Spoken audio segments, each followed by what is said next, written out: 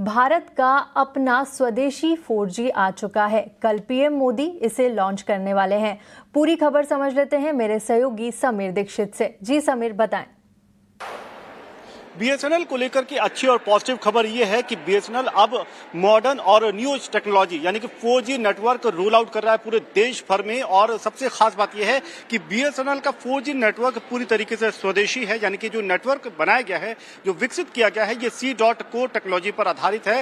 यानी कि भारत की ही कंपनियों ने इस नेटवर्क को बनाया है। और इसका एक मतलब यह है कि अब तक जो हम विदेशी कंपनियों पर या विदेशी नेटवर्क पर निर्भर करते थे, चाहे चाइनीज हो या यूरोपियन टेक्नोलॉजी, अब उस पर बीएसएनएल की ये तकनीक निर्भर नहीं करेगी और स्वदेशी तकनीक को आगे बढ़ाने की कोशिश बीएसएनएल के जरिए की जा रही है। 4G नेटवर्क रोल आउट किया जा रहा है। जो बड़ा विजन और रोड मैप बीएसएनएल ने तय किया है, सरकार ने तय किया है, वो ये है कि पूरे देश भर में तकरीबन 92,500 बीएसएनएल के ये टावर इंस्टॉल किए जाएंगे, जिसके जरिए कोशिश यही है कि ये जो फास्ट और मॉडर्न इंटरनेट सर्विस है, ये देश के कोने कोने में पहुंचाई जाए, विशेषकर गांवों में, टियर 2, टियर 3 सिटीज में पहुंचाई जाए और जो अब तक वंचित हैं उनको भी हाई स्पीड इंटरनेट का फायदा मिल पाए। और इसके लिए सरकार अच्छी खासी रकम इन्वेस्ट करने जा रही है। जो खाका तैयार किया है उसमें तकरीबन 37,000 करोड़ रुपए का निवेश सरकार करेगी लॉन्ग टर्म स्ट्रेटेजी के तहत। और सरकार का मानना है कि ये निवेश इसलिए भी बहुत अहम है क्योंकि ये न सिर्फ बीएसएनएल को रिवाइव करेगा, बल्कि आने वाले समय में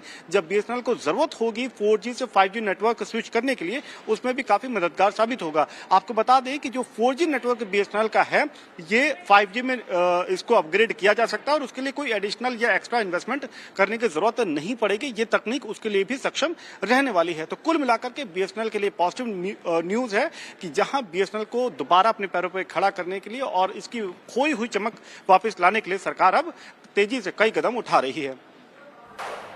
और इसी के साथ फिलहाल इस बुलेटिन में इतना ही, लेकिन आप बने रहिए हमारे साथ।